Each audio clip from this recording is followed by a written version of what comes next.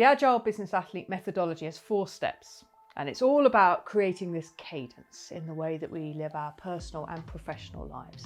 So the first step is predict. And I always talk about the example of Serena Williams, one of the most decorated athletes of our times. Yet even at her elite level, with the punishing tennis circuit, she will not expect to be Wimbledon fit all year round. So the first step is predict. When are your Wimbledons? What's coming up for you, as I say, in your professional, personal life? Second stage is to prepare. And this is about building your bulletproof. So focusing on sleep, on mental health, on energy, all the things that make us resilient. Third step is perform. And that's about respecting your red flags. So the majority of people watching this or out in the business world don't need to be taught how to perform. If anything, they're overperforming because they haven't got that cadence. So it's really about respecting your red flags. What are the signs that your body sends you, or the little signals that suggest that maybe you're overdoing it? Maybe you're pushing too hard. So for me, it would be apathy or anhedonia, a loss of pleasure in something you'd ordinarily find pleasurable. Irritability, maybe feeling drained, very, very tired. They'd all be signals that you're pushing too hard. So it's important to respect those so you know when to pull back. But I'd say the most important stage is the 4th stage, which is recover. And it's this idea that backing off beats burnout. Just taking a minute in a day to do some breath work, or 5 minutes to do meditation, or a few minutes to play with your pets or with your child throughout the day, as well as longer breaks, long baths, long walks in nature, massage, and of course holidays and significant periods of time out. That's what gives you that longevity.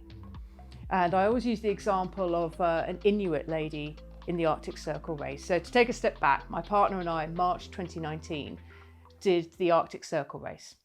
And we did this for charity. We ended up raising over 10 grand. And it's a cross-country ski race. It's 160 kilometres across Greenland. You camp on days 1 and 2 out on the snow in a 2-man tent that's been erected for you, but that's about all that's done for you. And what happens is you fly out to a little village called Sissimut, population about 5,500.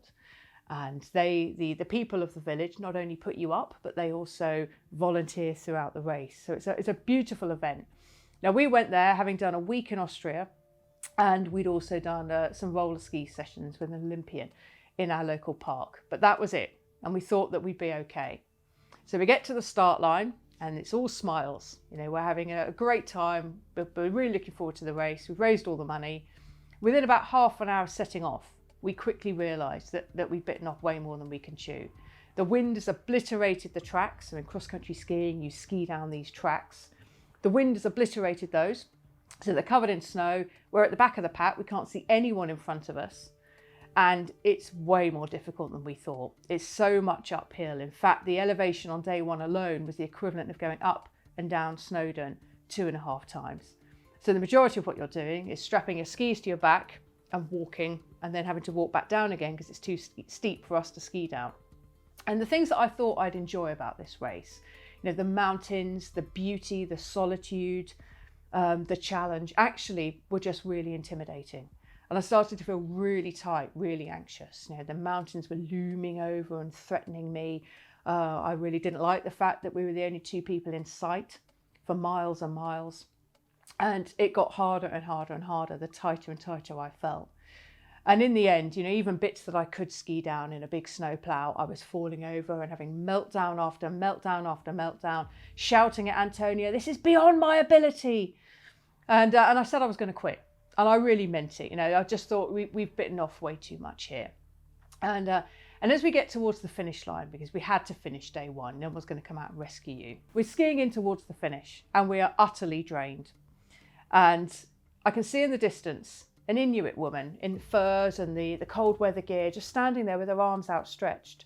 And as I skied closer and closer, I realised that she's looking at me.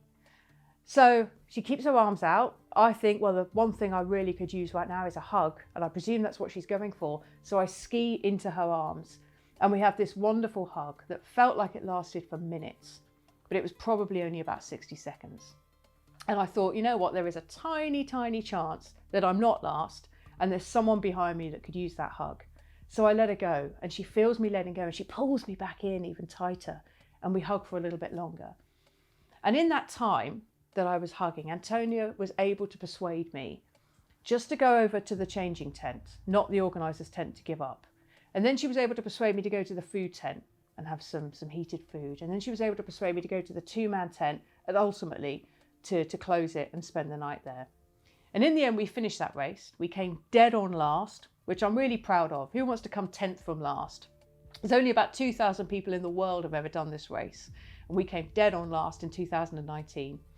But I really do think that minute, that 60 seconds of that hug with the Inuit woman was enough headspace that I was able to then contemplate taking the next step and not quitting.